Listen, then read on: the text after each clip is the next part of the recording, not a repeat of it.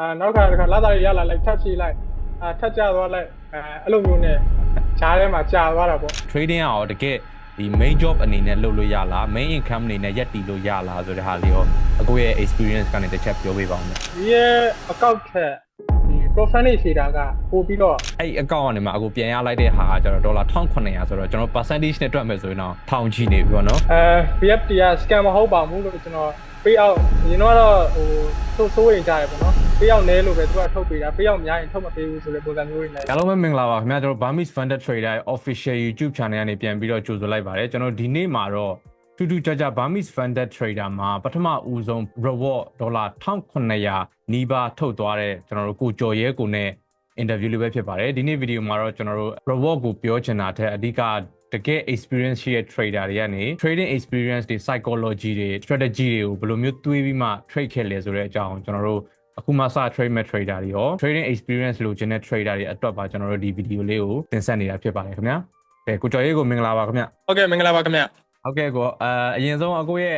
အကြောင်းနဲ့လက်ရှိဘာတွေလုပ်ဖြစ်နေတယ်ဆိုတဲ့ဟာလေးတစ်ချက်ပြောပေးပါအောင်ဗျာ။ကျွန်တော်အခုလက်ရှိစင်ကာပူမှာပေါ့နော်ဒီအလုပ်လုပ်ရင်းနဲ့ဒီ forex trading ကို part time အနေနဲ့လုပ်နေပါတယ်ဗျ။ဟုတ်ကဲ့စင်ကာပူမှာရောက်နေတာကြာပြီလားဗျာကိုစင်ကာပူကဟုတ်ကို၄နှစ်ရှိသွားပြီဟုတ် trading လုပ်တာဘယ်လောက်ကြာပြီလဲဗျာကိုဘယ်တော့မှစင်ကာပူရောက်ချင်းစဖြစ်ခဲ့တာလားဘယ်တော့မှစဖြစ်ခဲ့တာလဲမသိဘူးဗျဟုတ်တယ်ဗျအဲ့လိုပဲပြောရမယ်ဗျကျွန်တော်ဒီ2022ကနေစပြီးတော့ဒီ YouTube ကနေပြီးကမှဒီ forex trading ကိုစပြီးတော့လေ့လာခဲ့တာပေါ့ဗျဒီ2022ကနေစပြီးတော့လေ့လာခဲ့တာပေါ့ကျွန်တော်အစပိုင်းမှာတော့ကျွန်တော်ခဏရှုံးတယ်ဗျာဘာဖြစ်လဲဆိုတော့ကျွန်တော်မှာ strategy လည်းမရှိဘူး risk management တွေပါလေကျွန်တော်ဘာမှမသိဘူးဘိုင်းကန်နဲ့ကြီးတက်လာလို့ရှိရင်ဝယ်လိုက်တယ်ဆဲကန်နဲ့ကြီးတက်လာပြီဆိုလို့လိုက်ရောင်းတယ်အဲ့လိုမျိုးအဲ့လိုမျိုးနဲ့ကျွန်တော် trade ခဲ့တာဆိုတော့ကျွန်တော်အစပိုင်းမှာခဏရှုံးတယ်ဗျာအဲ့လိုမျိုးနောက်ပိုင်းမှာကျွန်တော် visit သင်တန်း class 2ကိုကျွန်တော်တက်ခွင့်ရတယ်ဗျာတက်ခွင့်ရတော့အဲ့သင်တန်းကိုကျွန်တော်တက်လိုက်တော့ကျွန်တော်ဒီ forex trading နဲ့ပတ်သက်ပြီးတော့ကျွန်တော်အခြေခံလောက်ကိုကျွန်တော်နားလည်သွားတယ်နားလည်သွားတော့ကျွန်တော်သူတို့ကနေပြီးတော့ဒီ sister တွေဘာတွေတင်နေတယ်ဆိုလို့ရှိရင်တော့သူတို့ဒီမှာ deposit ထည့်ရမယ်ပေါ့အဲ့လိုမျိုးတွေပြောလာကျွန်တော်လည်းဒေါ်လာ900ထည့်လိုက်တယ်ဒေါ်လာ900ထည့်ပြီးတော့ထွေးလိုက်တယ်ပေါ့ထည့်ရတော့ဆိုမဲ့သူတို့ရဲ့ strategy ကကျွန်တော်တို့အဆင်မပြေလားတော့မသိဘူးဗျာကျွန်တော်အဲ့သူတို့ strategy ကျွန်တော်တို့အဆင်မပြေဘူးအဲ့ဒေါ်လာ900လည်းရှုံးသွားတယ်အဲ့နဲ့ကျွန်တော်တော်ပြီးတော့ကျွန်တော် real money တော့ကျွန်တော်မထည့်တော့ဘူးဆိုပြီးတော့ဟိုကလမ်းလေးလုံရင်းနဲ့အခုသိမသိတော့မသိဘူးဗျာကျွန်တော်ဒီ Legend Trading Academy ရဲ့ founder ဆရာကောင်းမြတ်စီမှာကျွန်တော်သင်တန်းတက်ပြီးတဲ့နောက်ပိုင်းမှာဒီဆရာရဲ့ Legend System နဲ့ပဲကျွန်တော်တို့focus ထားပြီးတော့ဒီ risk management တွေဒီ emotional control တွေကိုအဓိကထားပြီးလေ့ကျင့်ပြီးတော့အခုလိုမျိုး profit ရလာခဲ့တာပေါ့ဟုတ်ကဲ့ဗျအစပိုင်းအဲ့သင်တန်းတက်ပြီးတော့မှကြုံတွေ့ခဲ့ရတဲ့အခက်အခဲတွေကဘယ်လိုမျိုးရှိမလဲဗျအစချင်းဝင်ကြတဲ့စရှုံးတာလားဒါမှမဟုတ်စချင်းကျွန်တော် beginner lag ပေါ့နော်အဲ့လိုမျိုးနဲ့ကြုံပြီးတော့ရခဲ့ဘူးလား beginner lag ပေါ့နော် trading မှာဆိုကျွန်တော်တို့အစပိုင်းမှာရခဲ့ဘူးတဲ့လူတွေရှိတယ်ဆိုတော့လေအဲ့လိုမျိုးရှိခဲ့ဘူးလားဗျမရခဲ့ဘူးဗျကျွန်တော်အခုဒီ profitable ဖြစ်တယ်ဆိုတာကျွန်တော်ကြားထဲမှာဗျာလှုပ်လိုက်မလှုပ်လိုက်ဆိုအလုပ်တစ်ဖက်နဲ့ဆိုတော့လှုပ်ပြစ်လိုက်မလှုပ်ပြစ်လိုက်နဲ့အဲ့လိုမျိုးကြောင်းမလို့အဲ့တော့အခုကအစပိုင်း beginner lag လည်းမရှိဘဲနဲ့ဒီတိုင်းဘယ်လိုမျိုး passion ရှိနဲ့ဒီ trading ကိုစောက်ချပြီးလုပ်နိုင်ခဲ့တာလဲ2022ကတည်းကနေဆိုတော်တော်လေးကြာပြီတော့4နှစ်လောက်ထိကိုတော်တော်လေးစိတ် passion ရှိရလို့ပြောရမယ်ပေါ့နော်အဲ့ဒါလေးပြောပေးပါအောင်ဗျာဒီကျွန်တော်စလုပ်တော့ပေါ့နော်ဒေါ်လာ900လောက်ရင်းပြီးတော့ဒီကိုယ့်အနေကိုဘိုင်းကန်နဲ့တက်လို့ရှင်လိုက်ဝယ်တယ်ဆဲကန်နဲ့တွေ့လို့ရှင်လိုက်ရောင်းတယ်အဲ့လိုမျိုးလုပ်ရင်းနဲ့ကျွန်တော်အဲ့ဒေါ်လာ900နဲ့ပြီးတော့ကျွန်တော်ဒေါ်လာ1000လောက်ရောက်ဘူးလေဗျဒေါ်လာ1000လောက်ရောက်ခဲ့ဒါပေမဲ့ကျွန်တော်မှာ risk management မရှိဘူး strategy လည်းမရှိဘူးဘိုင်းကန်နဲ့တွေ့လိုက်ဝယ်တယ်ဆဲကန်နဲ့တွေ့လိုက်ရောင်းတယ်အဲ့လိုမျိုးတက်နေပြီဆိုလို့ရှိရင်ဒီနေ့ကင်ထားရတာအဲ့လိုမျိုးကင်ထားရင်းနဲ့ဒေါ်လာ900နဲ့ပြီးတော့ကင်ထားရတော့ဒေါ်လာ1000လောက်ဖြစ်သွား1000ကနေ1500ထိရောက်ဘူးတယ်1500ထိရောက်ပြီးတော့ဆိုတော့အဲ့တော့လို့ကင်ထားရင်းနဲ့ဒီ market ကြီးကဒီလိုပြမယ်ဘိုင်းရနေပြီပါတခါလေးခိုးကြတာတော့အဲ့ပါလာတဲ့900တခါလေးပြောင်းသွားတာကြားလို့ဆိုတော့ဒီ trade ကနေပြီးတော့ပတ်သက်တော့တကယ်ထုတ်ရတယ်ပေါ့နော်ပတ်သက်တော့တကယ်ထုတ်ရတယ်ကိုမှကိုတခုလိုအပ်နေတယ်ပေါ့အဲ့ဒါကြောင့်မလို့ဘယ်လိုပြန်တင်တန်းလေးပါပြန်တက်ပြီးကမှဒီတော့အခုလိုမျိုး profitable ပဲဖြစ်အောင် trade နိုင်တာပေါ့အဲ့တော့အဲ့ရဲ့အကူပြောင်းလေးမှာဘယ်လိုမျိုးဘာတွေပြောင်းလဲခဲ့လဲပေါ့နော်အခုအဲ့လိုရှုံးနေတဲ့ကာလကနေတင်တန်းတက်ပြီးတော့မှဒီဘက်ကိုprofitable ဖြစ်တဲ့ဘက်ကိုရောက်သွားတဲ့အချိန်မှာဘာတွေပြောင်းလဲသွားအောင်မျိုးရှိလဲဗျအမှ strategy ပြောင်းသွားလို့လားဒါမှမဟုတ် mindset ပြောင်းသွားလို့လားဒါမှမဟုတ် risk management ပြောင်းသွားလို့လားအဲ့လိုဘယ်ဟာလေးကအဓိက ဖြစ်စေခဲ့တယ်ဗျ အဓိကဖြစ်တယ်ဆိုတော့ကျွန်တော်အဓိကတော့ဒီ risk management နဲ့ဒီ emotional control ပေါ့ဗျာအဲ့ဒါတွေကအဓိကကြာတာပေါ့ကျွန်တော်အတွက်တော့အရင်တော့လည်းကျွန်တော်2022ကျွန်တော်ဆရာကောင်းမြတ်ရဲ့တင်တော့ကျွန်တော် join ခဲ့2023တော့ join ခဲ့တယ်ဗျာ join ခဲ့ပါကျွန်တော်လည်းအလုပ်တစ်ဖက်နဲ့ဒီမှာထွက်ရတာဆိုတော့ကျွန်တော် part time ဆိုတော့ချိန်ရမပေးနိုင်ဘူးအချိန်ရမပေးနိုင်တော့ဆရာပြဒီ system ဒီပုံစံဒီအတိုင်းဝင်ဆိုလို့ရှိရင်အဲ့ဒီအချိန်ကကျွန်တော်မမီကိုလှုပ်နေတဲ့အချိန်မမီတဲ့အချိန်မီတဲ့နေရာဝင်လိုက်တယ်ဝင်လိုက်တော့ကျွန်တော် store လို့ထားတယ်ပြီးလို့ရှိရင် TP ထားတယ်ပြီးရင် store လို့လည်းမကိုက် TP လည်းမကိုက်ဘူးအဲ့လိုမျိုးကြီးဖြစ်တယ်TP မထီသေးဘူးဆိုလို့ရှိရင်လည်းအဲ့ဒါမထီသေးတဲ့ဟာကြီးကိုကျွန်တော်ဆက်ကင်ထားလိုက်တာဆက်ကင်ထားပြီးတော့မှTP တော့ပြန်ထိမှာပါလေဆိုပြီးအဲ့လိုကင်ထားရင်အဲ့လိုတွေပြန်ရှုံးတာပေါ့ဒါပေမဲ့ကျွန်တော်ကအဲ့လိုမျိုးရှုံးတာကျွန်တော်အဲ့လိုမျိုးဟိုကတော့တောင်းတော့မရဘူးပေါ့ပြပြမလဲစိတ်ကုန်တာမျိုးဘာလို့မရှိဘူးဒီကနေတော့ပတ်ထန်တစ်ခုတော့ကျွန်တော်ရှာလို့ရတယ်ဆိုတော့ပုံစံမျိုးကိုကလည်းရှိရလဲအဲ့မှာအမောက်တစ်ခုမြင်ဘူးထားဆိုတော့ဆရာရဲ့ system ကလည်းတကယ်အလုပ်လုပ်တာဆိုတော့ဟိုကိုတကယ်အချိန်ပေးရင်တော့ရမှာပါလေဆိုပြီးကမှအဲ့ဒါကကျွန်တော်အလုပ်ကိုတောင်မှကျွန်တော်နေဆိုင်နဲ့ညဆိုင်ကျွန်တော်အဲ့လိုပြောင်းလိုက်ရတယ်ကျွန်တော် system ကအဓိကဒီ London session နဲ့ဒီ New York session မှာပဲပေါ်လာဆိုတော့ကျွန်တော်နေကင်းဘိုင်ကိုအဓိကအလုပ်လုပ်ချင်တာဖြစ်တဲ့အတွက်ကြောင့်မလို့ကျွန်တော်ဒီကအလုပ်ကိုပြောပြီးတော့ကျွန်တော်ညတိုင်းဆင်းမယ်ပေါ့နော်နေကင်းဘိုင်ကျွန်တော်နေကင်းမဆင်းနိုင်ဘူးပေါ့အဲ့လိုပြောပြီးတော့အဲ့လိုမျိုးကျွန်တော်တေချာလေးနေကင်းဘိုင်မှာတေချာလေးအချိန်ပေးပြီးလုံနိုင်တဲ့အချိန်ကမှအခုလိုမျိုး profitable စဖြစ်တာဟုတ်ကဲ့ဟိုအဓိကတော့ဟိုတော်တော်များများထင်တာခုနဟိုအရင်လွယ်တယ်ထင်တာပေါ့နော်အခုဆိုရင်အလုပ်တစ်ဖက်ကလည်းရှိသေးတဲ့ဟာမှအလုပ်တွေပါပြောင်းပြီးတော့မှကျွန်တော်တို့အချိန်တစ်ခုပေးလိုက်မှသာတယ်လူက profitable ဖြစ်တဲ့ဘက်ကိုရောက်သွားတာပေါ့နော်တကယ်တမ်းသူများရဲ့ထင်တာကအရင်ဒီ trading ကို buy sell နဲ့ဆိုပြီးအရင်လွယ်တယ်ထင်ကြရတယ်ပေါ့နော်အဲ့လောက်တော့မလွယ်ဘူးဗျဘာဖြစ်လို့ဆိုတော့ကျွန်တော်အဲ့ရင်တော့ဆိုလို့ရှိရင်အဲ့လို emotional control လုပ်ရတာတော့အဓိကခက်တာပေါ့နော် risk management လည်းခက်တယ်ဒါပေမဲ့ emotional control လုပ်တာပိုခက်တယ်ဆိုတော့ဒီကျွန်တော်အခုဒီအကောက်ဆိုလို့ရှိရင်ကျွန်တော်စတိုက်တွေနိုင်တော့ဆိုလို့ရှိရင်ကျွန်တော်4600အထိရောက်ပြီဒီအကောက်ကိုဒီ Agros ဒီ final ကျွန်တော်4600အထိရောက်ပြီးသွားတယ်ကျွန်တော်စတိုက်တွေနိုင်တယ်စတိုက်တွေနိုင်ရောဆိုတော့ကျွန်တော်လူကကို over confident နေဖြစ်ပြီးတော့ကျွန်တော် loss side တွေတိုးတယ်တိုးပြီးတော့ trade တယ်ဟာငါဝင်နိုင်ပါလေဆိုတဲ့ပုံစံမျိုး trade တာအခုကထောက်ကြရပဲကြံတော့တယ်အဲ့လိုမျိုးဒါကျွန်တော် lesson တစ်ခုလမ်းလိုက်ရတာပေါ့ဗျာဒီလိုလုပ်နေနေနောက်တော့ရှိသေးတယ်ကျွန်တော်အဲ့ဟို over trading လုပ်တာတွေဒီပုံမဖြစ်အောင်ဘယ်လိုပုံမဖြစ်အောင်စောင့်တာပေါ့အဲကြလို့ရှိရင်ဟို entry ကတော့ဈေးဟိုလိုဈေးကတက်နေပြီအဲဈေးတက်တဲ့နေရာမှာကျွန်တော်ရဲ့ system အတိုင်းက entry ကမရှိဘူးဒါပေမဲ့အဲ့နေရာမှာကျွန်တော်လွတ်သွားမနေဆိုတဲ့စိတ်နဲ့ဈေးကတော့တက်နေပြီဒီနေ့မှာငါ profit မရဘဲနေမှာမလို့ဆိုပြီးတော့ system နဲ့မကိုက်လဲတက်နေတာပါလေဆိုပြီးဝင်ချရတယ်ဝင်ပြီးတော့ဟိုဝင်လိုက်တာဝယ်ပြီးတော့ကျွန်တော်လည်းဝယ်ပြီးတော့မကြဘူးဈေးကပြန်ထုတ်ကြအဲ့လိုမျိုး stop loss လေးကြည့်အဲ့လိုမျိုးတွေပေါ့အဲ့လိုမျိုး lesson တွေကတော့အဲ့လိုပဲလမ်းခဲ့ရတာဒါပေမဲ့အဲ့လမ်းခဲ့တယ်ဆိုတဲ့ဟာတွေကဟိုဒီ funnel account တွေပေါ့ဗျာ funnel account တွေပဲဟိုဖြစ်တယ်ကျွန်တော် real money တော့ကျွန်တော်မထည့်တော့ဘူးအဲ့ funnel account တွေအများကြီးပဲကျွန်တော်ပြုတ်တာ funnel net ဒီမှာရောအဲ့ funnel bit ဒီမှာရောအဲ့ rule တစ်ခုကကျွန်တော် account တစ်ခေါက်ပေးရတာဟုတ်ကဲ့ဒါပေမဲ့စိတ်တော့မကုန်ဘူးဗျာဘာဖြစ်လို့ဆိုတော့ကျွန်တော်ဒီဘက်ကအလုပ်လည်းရှိတဲ့အတွက်ကြောင့်မလို့ငါတေချာမလုပ်လို့ပါလေဆိုတော့ကိုတော့ကိုလည်းသိတာပေါ့ဒါပေမဲ့ဟိုက strategy တိုင်းဝင်တာမဟုတ်ဘူးကိုကလည်းကိုအချိန်မပေးနိုင်လို့ဒီတိုင်းဝင်လာဆိုကိုမဆိုတော့ကျတော့လေဟိုမားပါစီပေါ့မားလေမားဆိုပြီးတော့ဒီ lesson လမ်းရတာပဲဆိုပြီးတော့အကန်လိုက်တာပဲအဲ့လိုမှန်ပါတယ်ဗျခုနအခုပြောတော့တခြား pro family နဲ့လည်း trade ခဲ့ဘူးတယ်ဆိုတော့ကျွန်တော်တို့ဒီBFT ကိုရောဘယ်လိုစသိခဲ့တာလဲ pro family ရောဘယ်ချိန်လောက်မှစပြီး join ဖြစ်ခဲ့တာလဲဗျအဲ့ဒါလေးကိုပြောပေးပါဦးဗျကျွန်တော် BFT ကိုကျတော့ဒီအခု TikTok ကနေပြောဒီအခုတို့ဒီကြော်ညာပေးနေဟာမြန်မာနိုင်ငံကတော့ fan တစ်ခုအစ်စ်ပေါ်လာရင်ဆိုကျွန်တော်တော်တော်အားတက်သွားတယ်ဘာဖြစ်လို့ဆိုတော့မြန်မာနိုင်ငံ trader တွေအနေနဲ့မြန်မာနိုင်ငံ ID တိုင်ပြီးတော့ပြင်မယ်ဆိုလို့ရှိရင် fan တွေကရွေးချယ်စရာအများကြီးမရှိဘူးဗျာအရင်ကဆို fan net ဆိုရှိတယ်ဒီ fan bit တို့ရှိတယ်ခု fan net ကလည်းညီမပြီး ban သွားဆို fan bit တစ်ခုလည်းပဲရှိတယ်BFT ပေါ်လာပြီဆိုတော့မြန်မာနိုင်ငံက pro fan ဆိုတာဒါအများကြီးအားလည်းတက်တယ်ပေါ့ဗျာအများကြီးလည်းအောင်မြင်စေချင်တယ်ပေါ့ BFT ကိုဟုတ်ကဲ့ TikTok ကနေပဲစတည်ခဲ့တာပါဟုတ်ကဲ့ကျွန်တော်တို့လည်းအဓိကအဲ့လိုမျိုးကြောင်ပဲပေါ့နော်မြန်မာပြည်က trader တွေအရင်အခက်ခဲဖြစ်ရတယ်ပေါ့နော်အရင်အခက်ခဲဖြစ်ရတယ်ကျွန်တော်တို့အတွက်ကိုဒီ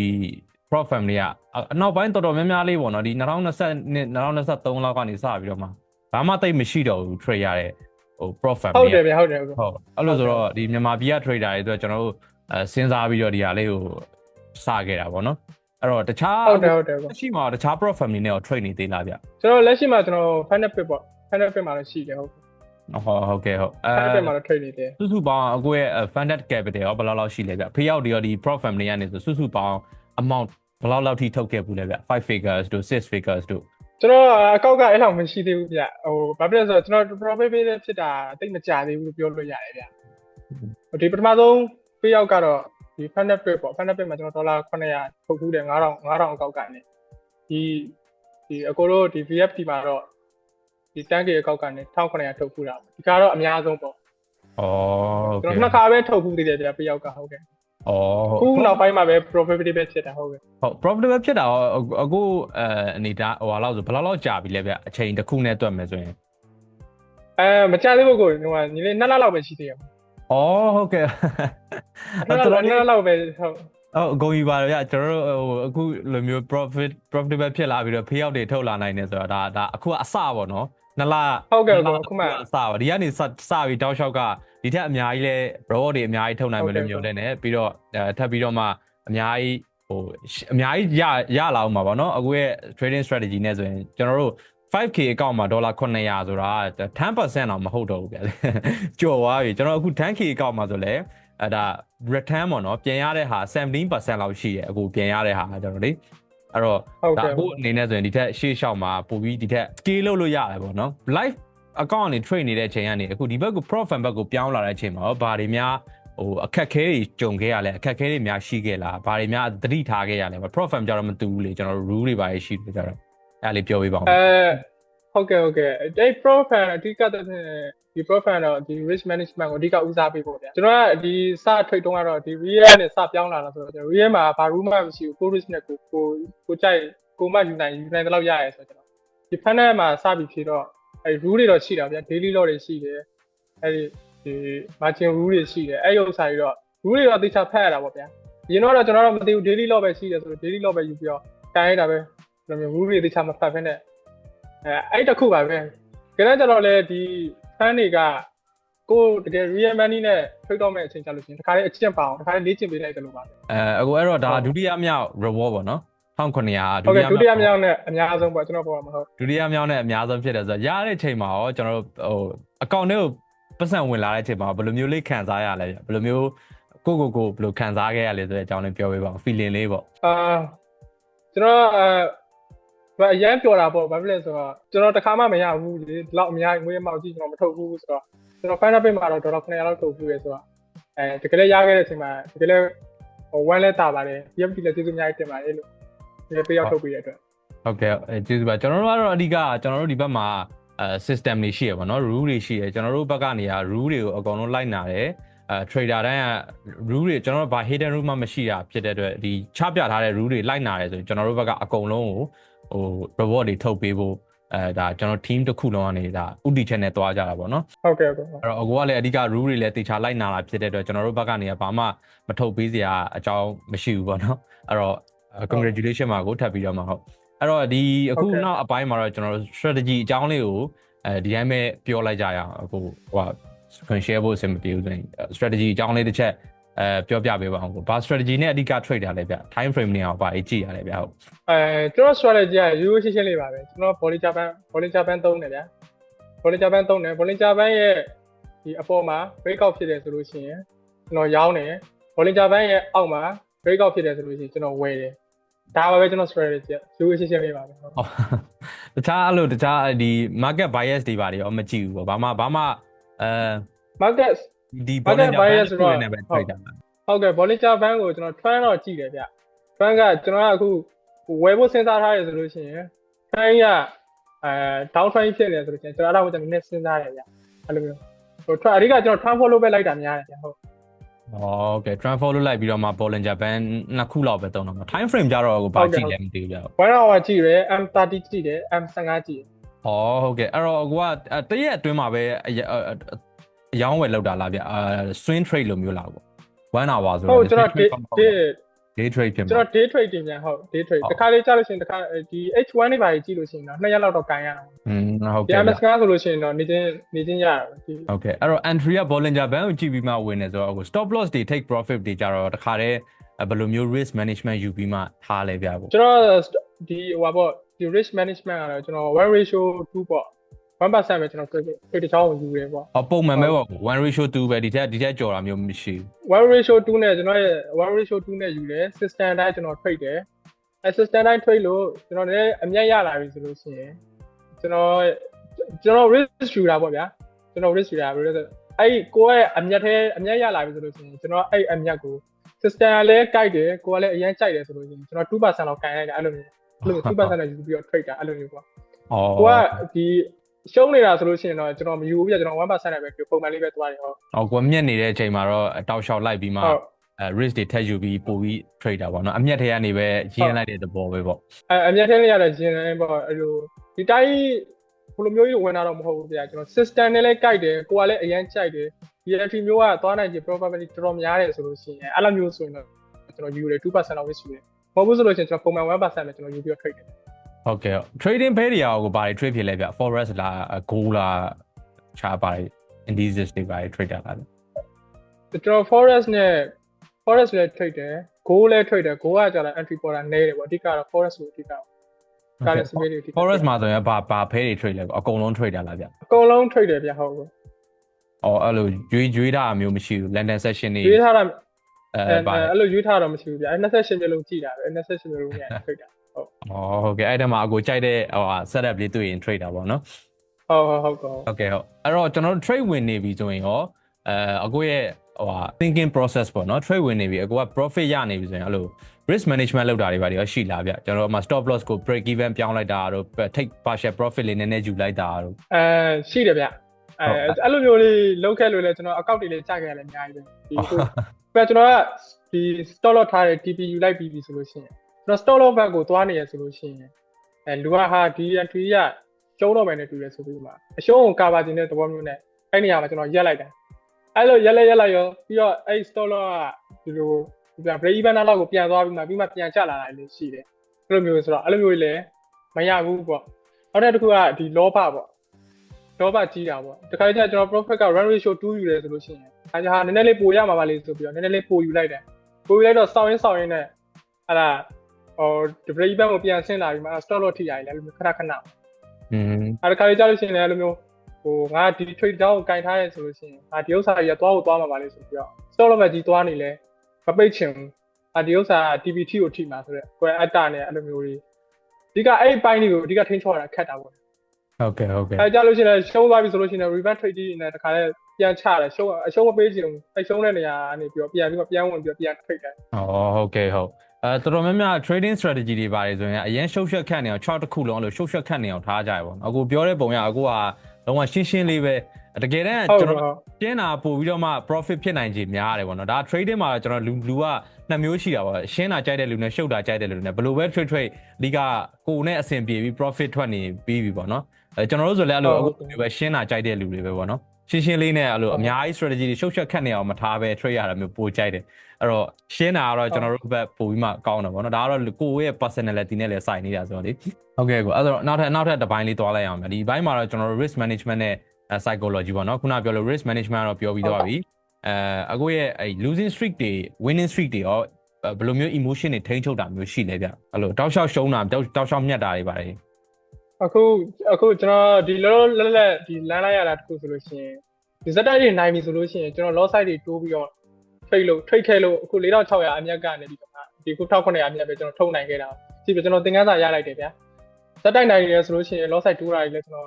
မလုပ်ဖို့ခုထိန်းချုပ်ထားတယ်ပြီးတော့ဇက်တိုက်တွေရှုံးနေပြီဆိုလို့ရှိရင်လည်းကျွန်တော် emotional နဲ့ trade မလုပ်ဘူးကိုယ့်ရဲ့ system အတိုင်းတကယ်ကြိုက်မှ DMP ကိုဝင်တယ်ပေါ့ဗျာရှုံးလည်းအရှုံးကတော့ရှိမှာပဲဒီ forex ဆိုတာအရှုံးနဲ့နိုင်အရှုံးကိုတော့ကိုကလည်းလက်ခံနိုင်မှလို့ပါပေါ့နော်မှန်ပါတယ်ဗျတော်တော်များများထိန်းချုပ်တာပေါ့ဟုတ်ကဲ့ဟုတ်အဓိကကတော့ဒီ emotion ထိန်းချုပ်တာကတော့အခုတော့အဓိကလို့ပြောလို့ရတယ်ပေါ့နော်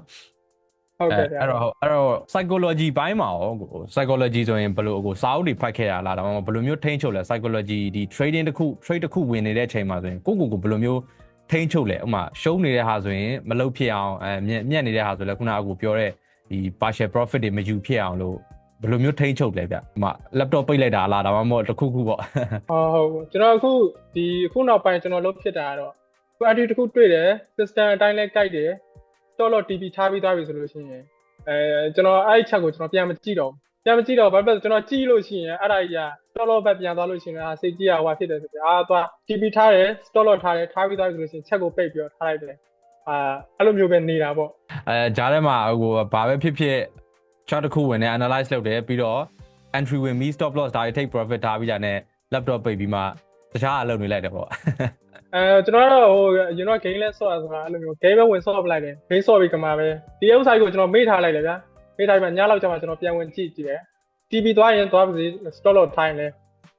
ဲရှုံးရင်လည်းနိုင်ရှုံးတော့ရှိပါပဲလေဆိုပြီးတော့ကိုရှုံးအဓိကတော့ကိုရှုံးနိုင်တဲ့ပမာဏအရှုံးခံနိုင်တဲ့ပမာဏကိုကိုက stop loss ယူထားဆိုတော့ဒီကောင်ရှုံးရင်လည်းရှုံးပါစေဆိုတဲ့ပုံစံမျိုးနဲ့စိတ်ကအဲ့လိုသဘောမျိုးထားပြီးမှလွတ်ထားလိုက်တော့ပါဗျာကျွန်တော်ချက်ကိုခဏခဏပြန်မကြည့်ပြတော့အဲ့လိုမျိုးထိန်းချုပ်ထားတာပေါ့ဟုတ်ကဲ့မှန်ပါတယ်ဗျအခုတချို့ကျတော့ဒီ trading ကိုကျွန်တော် full time job အနေနဲ့လုပ်ချင်ကြတယ်ပေါ့နော်အခုအနေနဲ့ကျတော့ကိုကဟို job လည်းတတ်ရှိတယ်ရှိတာကိုဒီဟာကိုကျွန်တော်တို့ဒုတိယ second job ပေါ့နော်အနေနဲ့လောက်တာဆိုတော့ဒီလိုမျိုးလောက်ချင်တဲ့လူတွေအတွက်ကိုရောဘယ်လိုမျိုးပြောချင်လဲ trading ရောတကယ်ဒီ main job အနေနဲ့လုပ်လို့ရလား main income အနေနဲ့ရက်တည်လို့ရလားဆိုတဲ့ဟာလေးရောအခုရဲ့ experience ကနေတစ်ချက်ပြောပေးပါဦးဗျအဲ့လိုကျတော့ကျွန်တော်ပြောဖို့စောင်းမယ်ထင်တယ်ဘာဖြစ်လဲဆိုတော့ကျွန်တော်လည်း profit ဖြစ်တာအခုမှပြရောက်ထုတ်ခုကလည်းနှစ်ခါပဲထုတ်ခုသေးရဆိုတော့ကျွန်တော်တော့အဓိကအကြံပေးချင်တာတော့ part time ကတော့အဆင်ပြေမယ်မထင်ဘူးဗျဘာဖြစ်လို့လဲဆိုတော့ကျွန်တော်လည်းအခုအလုပ်တစ်ဖက်နဲ့ဆိုပေမဲ့လည်းကျွန်တော်ကနေဘက်မှာကျတော့ဒီဟာလုပ်ပြီးတော့ညဘက်မှာကျတော့တင်ကိုယ့်ရဲ့အလုပ်ကိုပြန်လုပ်ရတာဆိုတော့လေလူပန်းတာပေါ့ဒါပေမဲ့ကျွန်တော်ကတော့အကြံပေးချင်တာတော့ full time လုပ်ဖို့ပဲဟိုအကြံပေးချင်တယ်ပေါ့ဟုတ်ကဲ့တချို့ကြတော့ပေါ့နော်ကျွန်တော်တို့ဒီအခက်ခဲရှိတဲ့လူတွေအတွက်ကောဘယ်လိုမျိုးပြောချင်လဲ full time လုပ်ဖို့ဥပမာထားပါတော့ကျွန်တော်ဝင် income ကလည်းမရှိဘူးရက်တည်ဖို့ကျွန်တော်တို့လိုအပ်တယ်ဆိုတော့ဒီ trading ကကြတော့လေခုနအချိန်အရန်ပေးရတယ်ပေါ့နော်အချိန်တစ်ခုလောက်4-5နှစ်လောက်ပေးပြီးတော့မှဖြစ်လာနိုင်တဲ့ဟို profit ဖြစ်လာနိုင်တဲ့အရာတစ်ခုဆိုတော့အဲ့လိုမျိုးလူတွေအတွက်ကောအခုဘယ်လိုမျိုးအကြံလေးပေးခြင်းလဲဗျအဓိကတော့ passion ပါပဲကိုကမှတကယ်ဖြစ်ချင်တယ်ဆိုလို့ရှိရင်ဒီအခု part time အနေနဲ့သွားချင်တယ်ဆိုလို့ရှိရင်ကျွန်တော်လည်းသွားခဲ့တာပဲကျွန်တော်ရဲ့ system အရဆိုလို့ရှိရင်ကျွန်တော်ကနေကင်းပိုင်းကိုအဓိကထွေးတာဖြစ်တဲ့အတွက်ကြောင့်မလို့နေကင်းပိုင်းအားဖို့လိုတယ်အဲ့အတွက်ကြောင့်မလို့ကျွန်တော်အလုပ်ကိုညတိုင်းပြန်ရွှေ့လိုက်တယ်ကျွန်တော်အလုပ်ကိုနေ့ဘက်လုပ်တယ်အဲကျွန်တော်တို့အဆင်ပြေတာပေါ့တချို့ကြတော့ထွေးတဲ့သူတွေကကြတော့ဟိုညပိုင်းပဲထွေးကြတဲ့သူတွေရှိတယ်နေကင်းပိုင်းမထွေးကြအောင်သူတို့အတွက်ဆိုရင်တော့အဆင်ပြေတာပေါ့ဗျာဒါကျွန်တော်အတွက်ဆိုရင်ကြတော့ကျွန်တော်နေကင်းပိုင်းထွေးတဲ့သူဖြစ်တဲ့အတွက်ကြောင့်မလို့ဟိုပါပေါ့ညတိုင်းအဲ့လိုချင်းလိုက်ရတာအဓိကပတ်ရှင်းရှင်းဖြစ်ပါတယ်ကိုတကယ်ဖြစ်ချင်တယ်ဆိုလို့ရှိရင်ကိုတကယ်လုပ်ချင်တယ်ဆိုလို့ရှိရင်တော့ဖြစ်ပါတယ်မှန်ပါတယ်ဗျအဓိကတော့ဟုတ်ပါတယ်အခုအဓိကကိုကတကယ်ဒီဟာကိုဖြစ်ချင်လားတကယ် profit ဖြစ်ချင်လားအခုဆိုရင်ဒါ2022ကတည်းကနေဆိုရင်4နှစ်လောက်တော့ရှိပြီပေါ့နော်4နှစ်အတွင်းမှာဒါစပြီးမှ payout တွေစထုတ်လာနိုင်တယ်ဆိုတော့4နှစ်တောင်မှအချိန်ယူခဲ့ရတယ်ပေါ့နော်တော်တော်များများကလည်း1နှစ်လောက်နဲ့ဖြစ်ချင်ကြတယ်ပေါ့နော်ဒါပေမဲ့အခုအနေနဲ့ကျတော့4နှစ်အချိန်ပေးပြီးတော့မှဒီအရာတစ်ခုကိုရလာတယ်တော်တော်များများလဲကျွန်တော် Telegram group chat ထဲမှာဆိုလဲအခုတော်တော်များများလေးအားပေးကြတာကျွန်တော်တွေ့တယ်ဟိုဒီဟာကိုအခုရဲ့ profit ကိုထုတ်နေကြပြီလားထုတ်လာကြပြီလားတော်တော်များများအားကြကြတယ်ပေါ့နော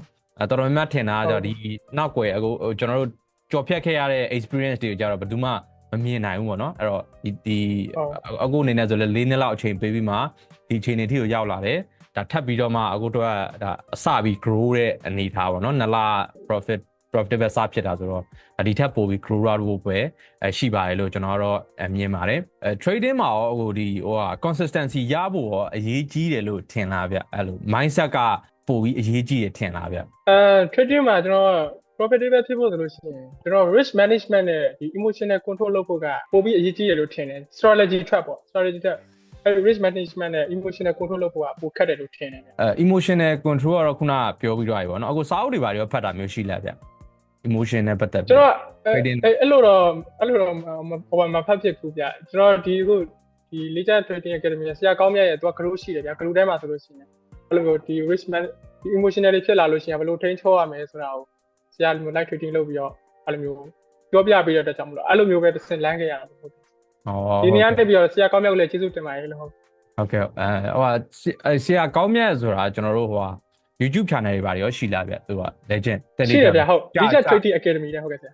ာဟုတ်ကဲ့ဗျဟုတ်ကဲ့အဲ့ဒါလေးကျွန်တော်တို့ဒါ shout out လေးလုပ်ပေးပါမယ်ဟုတ်ကဲ့တင်တန်းဘယ်တော့မှတက်ခဲ့တာလဲမသိအဲ့ Legend Trading မှာကျွန်တော်ကတင်တန်းတက်ခဲ့တာ2023ခုနှစ်တက်ခဲ့တာဗျဟုတ်ကဲ့2023 3နှစ်လောက်တော့ရှိပြီဟုတ်3နှစ်လောက်တော့ရှိပြီဒါပေမဲ့ကြားထဲမှာဘာလို့ profitable မဖြစ်လဲဆိုတော့ကျွန်တော်ပြောသလိုပဲကိုကအလုပ်တစ်ဖက်လည်းလုပ်တယ်ဒီကလည်းလုပ်တယ်ဆိုတော့ကျွန်တော် share system ကset system တိုင်းကျွန်တော်လေ့ကျင့်တယ်ဒီဘိုကောက်တွေနဲ့ထည့်ပြီးလေ့ကျင့်တယ်တကယ်လည်းအလုပ်ဖြစ်တယ်ဆိုတော့ကျွန်တော်တကယ်လည်းအလုပ်ဖြစ်တယ်ဆိုပေမဲ့ ကျွန်တော်တကယ် fan တဲ့အကောင့်တွေဖြည့်တဲ့ခါကြီးကျတော့ anti ပေါ်တဲ့အချိန်နဲ့ anti ပေါ်တဲ့အချိန်ကျွန်တော်အလုပ်လုပ်နေတဲ့အချိန်ဖြစ်နေတယ်အဲ့တော့ကျွန်တော်ကအလုပ်ပြီးလို့ကဲ anti ဝင်မယ်ဆိုတဲ့အချိန်ကျကြည့်ရတော့ကျွန်တော်ဒီကဟိုကောင်သွားနေပြီတော့တစ်ပြက်ကြီးအဲ့တော့တစ်ပြက်နေမှာအဝင်နေဝင်ပြီးတော့ store လို့ထား TV ထားတယ်အဲ့ဒါမှဘလို့မှမကြိုက်ပြီးတော့အဲ့လိုတွေနဲ့အကောက်ကျတာတွေပေါ့ဟုတ်အဲ့လိုကျသွားလိုက်ကျွန်တော်တစ်ခါနားလိုက်နောက်တစ်ခါလာသားရလာလိုက်ထပ်ဖြည့်လိုက်ထပ်ကျသွားလိုက်အဲ့လိုမျိုးနဲ့ဈားထဲမှာကြာသွားတာပေါ့ခုမှဒါဘလို့ပဋိပက္ခဖြစ်တာဒါအကူကဒါ consistency ရှိရလို့ပြောရမယ်ပေါ့နော်ဒီတင်တဲ့တစ်ခုတည်းကိုပဲအဓိကစောက်ချပြီးလိုက်လောက်တာဖြစ်တဲ့အတွက်တင်တဲ့နေရာကြောင့်ဒါမျိုးစုံရှိရပါတော့တချို့ကလည်းကောင်းတချို့ကလည်းမကောင်းတကယ် profitable ဖြစ်တဲ့ဆရာတွေလည်းရှိရယ်ဒီတိုင်းတင်တဲ့ကြီးနဲ့ပဲစားနေတဲ့ဆရာတွေလည်းရှိရပေါ့နော်ဒါအကူက consistency ရှိတာရယ်ပြီးတော့ဒီ legend trading ကလည်းသူကနဲ့သူဟို profit ထွက်တဲ့တကယ်ဆရာကောင်းနဲ့တွေ့သွားတဲ့အချိန်မှာအကူလည်းဒီအနေထားကိုရောက်သွားတယ်လို့ကျွန်တော်တော့မြင်ပါတယ်ဗျဟုတ်ကဲ့ဟုတ်အဲ့တော့ကျွန်တော်တို့ဒီ BFD ရဲ့ experience လေးဒီ reward request process လေးအကြောင်းကိုတစ်ချက်ပြောကြရအောင်ဗျဒီအဲ့တော့အခု request လုပ်တဲ့ချိန်မှာရောဘာတွေအခက်ခဲရှိလဲကျွန်တော် BFD နဲ့ပတ်သက်ပြီးတော့ဘာ feedback လေးတွေများပေးချင်တာမျိုးရှိလဲဗျဟုတ်payout process တင်ရတာတော့လွယ်ပါတယ်ဘာဖြစ်လို့ဆိုတော့အခုညီမနိုင်ငံ profile လေးဖြစ်တယ်အတွက်ကြောင့်မလို့မြန်မာအထူးသဖြင့်ပေါ့မြန်မာနိုင်ငံသားတွေအတွက် KYC တင်ရတာအဆင်ပြေတယ်ဘာဖြစ်လို့ဆိုတော့ဒီ profile တော်တော်များများကမြန်မာကိုပန်းထားတာဆိုတော့ကျွန်တော်တော်တော်များများအထူးသဖြင့်မြန်မာနိုင်ငံသူတွေဆိုလို့ရှိရင်ဖန်တဲ့ဖြေကရွေးချယ်စရာတိတ်မရှိဘူးဗျာဘာလို့ဆိုတော့ဒီ payout ထုတ်ရတာလည်းလွယ်တယ်ပြီးတော့ကျွန်တော်ဒီ verification process ကလည်း smooth ဖြစ်တယ်ပေါ့နော်reward ကိုအချိန်မရခဲ့တဲ့အတွက်လည်းကျေးဇူးတင်ပါတယ်လို့နော် overall experience အနေနဲ့အရင်ကောင်းပါတယ်လို့ပြောချင်ပါတယ်ဟုတ်ကဲ့ကျေးဇူးပါအခုလိုမျိုး feedback အကောင်းပေးပြီးတဲ့အတွက်ကောပြောပြီးတဲ့အတွက်ကောကျေးဇူးပါဗျာတခြားဘာတွေများအကြံပေးချင်တာရှိသေးလဲဗျကျွန်တော်တို့ BFD ဘက်ကိုထပ်ပြီးမှပို့ပြီးတိုးတက်အောင်ဟိုအကြံပေးချင်တာမျိုးရှိသေးလားမသိဘူးဗျ review လိုမျိုးအကြံပေးချင်တာမျိုးတော့လက်ရှိပုံစံလေးအတိုင်းပဲကျွန်တော်ဆက်ပြီးထိန်းထားပေးပါလို့ဘာဖြစ်လို့ဆိုတော့ Primary Fund Trader ပေါ်လာတော့ကျွန်တော်ဒီမြန်မာနိုင်ငံ Trader တွေတက်လည်းအများကြီးအားတက်တယ်ပေါ့ဗျာကျွန်တော်တို့ Trader တွေအတွက်လည်းအများကြီးအားတက်ရတာပေါ့ဒီပုံစံလေးအတိုင်းလေးပဲလက်ရှိဖိထားပေးပါလို့ပဲကျွန်တော်ပြောချင်ပါတယ်ဟုတ်ကဲ့ကျေးဇူးပါဒါအခုကြုံလို့ပြောပြအောင်မယ်အခုလိုမျိုးပြောတာကျွန်တော်ဒီရှေ့ရ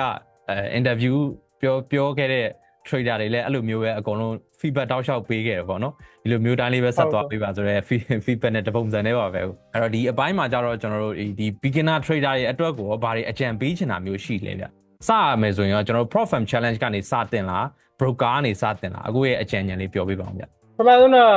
ပြောချင်တာတော့အများချမ်းသာခြင်းနဲ့စိတ်နဲ့မဖိတ်ပါနဲ့လို့ပဲကျွန်တော်ပြောချင်တယ်ပြီးလို့ရှိရင်ကိုကဒီ strategy တစ်ခုတည်းကိုပဲ master ဖြစ်အောင်လုပ်ပါလို့ပြီးလို့ရှိရင်ဒီ demo account နဲ့သေချာလေးလာပြီးတော့မှဒီ demo account နဲ့သေချာ trade လုံးဝ profitable ဖြစ်ပြီဆိုတော့မှကျွန်တော်အကြံပေးတာပေါ့နော် account ထက်ဒီ profit နဲ့ဖြေတာကပို့ပြီးတော့ risk လည်းနည်းတယ်ဗျာcapital များလည်းကင်ရတာဆိုတော့ကျွန်တော်ဒီ fund ကိုဖြေဖို့ပို့ပြီးတော့အကြံပေးခြင်းတယ်ပေါ့ဒါပေမဲ့ fund မှာအဆင်ပြေသွားတယ်ဆိုလို့ရှိရင် fund ကရတဲ့ profit နဲ့ real money နဲ့ပြန်ထည့်ပြီး trade လို့ရှိရင်တစ်ခါလေးတောင်ကိုယ့်အတွက်အဆင်ပြေပြီးသားဖြစ်ပြီးတယ်ကျွန်တော်ကတော့အကြံပေးချင်တာတော့ဒီ profit ကိုအရင်ဆုံးဖြေဖို့အကြံပေးချင်ပါတယ်ပြီးတော့နောက်တစ်ခုရှိတာဒီ emotional မပါဘဲနဲ့ပေါ့နော် trading plan ကိုဒီ follow လုပ်နိုင်ဖို့လဲလေ့ကျင့်ဖို့လိုတယ်ပေါ့ပြီးတော့ risk management တွေအမြဲကိုချမှတ်ထားတဲ့ risk management အတိုင်းပဲအမြဲလိုက်နာပါလို့နောက်ဆုံးတစ်ခုပြောချင်တာကတော့ဒီ profit challenge တွေကိုဖြေမယ်ဆိုလို့ရှိရင်အရင်ဆုံး rule တွေကိုသေချာလေးဖတ်စီခြင်းတယ်ဗျသေချာလေးဖတ်ပြီးကမှ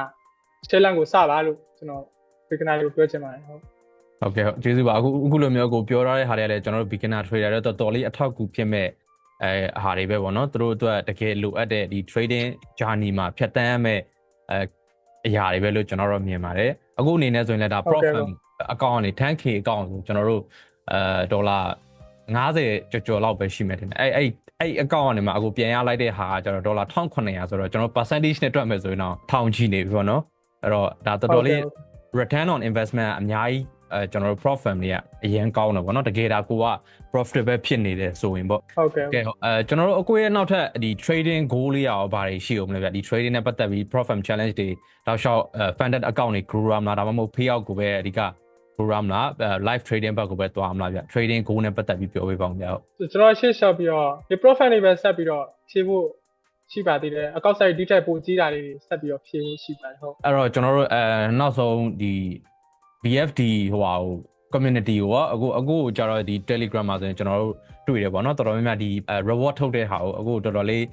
support ပေးကြရပေါ့နော် အဲ့တော့ကျွန်တော်အဲ့ဒါလည်းတွေ့ရတယ်အဲ့တော့အဲ့ကျွန်တော်တို့ BFT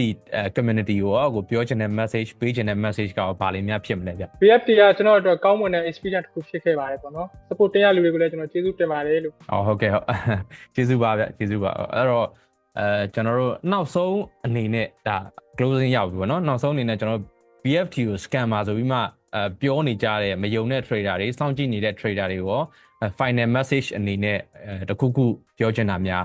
ရှိတာဗျ BFT က scam မဟုတ်ပါဘူးလို့ကျွန်တော်ပေးအောင်အရင်တော့ဟိုထုတ်စိုးရင်ကြရတယ်ပေါ့နော်ပေးအောင်နဲလို့ပဲသူကထုတ်ပေးတာပေးအောင်များရင်ထုတ်မပေးဘူးဆိုတဲ့ပုံစံမျိုးတွေနဲ့လာပြောကြတဲ့သူတွေရှိတယ်ပေါ့ဒါပေမဲ့အခုက scam မဟုတ်ပါဘူးလို့တကယ်ပေးအောင်များလို့ရှိရင်လည်းထုတ်ပေးပါတယ်လို့ကိုယ့်အနေကို strategy တစ်ခုကိုကောင်းကောင်းမွန်မွန်လေ့လာပြီးလို့ရှိရင်ဒီ profile ကိုဒီ permit funded trader ကိုဖြည့်ဖို့အကြံပေးပါတယ်ခင်ဗျာဟုတ်ကဲ့ပါဟုတ်ကဲ့ scam မဟုတ်ပါဘူးဆိုတော့ပြောချင်ပါတယ်ဟုတ်ကဲ့ပါဟုတ်ကဲ့ကိုကျော်ရဲကိုဟုတ်ကဲ့အခုလိုမျိုးကျွန်တော်တို့ဒီအချိန်ပေးပြီးဖြေကြားပေးတဲ့အတွက်ကျွန်တော်တို့ Burmese Funded Trader team တစ်ခုလုံးကလည်းအခုကျေးဇူးတင်ပါတယ်အဲ့တော့အခုဒီနေ့မှာတော့ကျွန်တော်တို့Burmese Funded Trader မှာ reward 1900ကိုအများဆုံးထုတ်သွားနိုင်ခဲ့တဲ့ကျွန်တော်ကိုကျော်ရဲကိုနဲ့ interview ဖြစ်ပါတယ်ကျွန်တော် Burmese Funded Trader official YouTube channel ကိုလည်း subscribe လုပ်ပြီးတော့မှ notification ဖွင့်ထားပေးဖို့ကျွန်တော်အားလုံးကိုဒီကနေ့မြတ်တာရက်ခံချင်ပါတယ်အားလုံးပဲကျေးဇူးတင်ပါတယ်ဗျ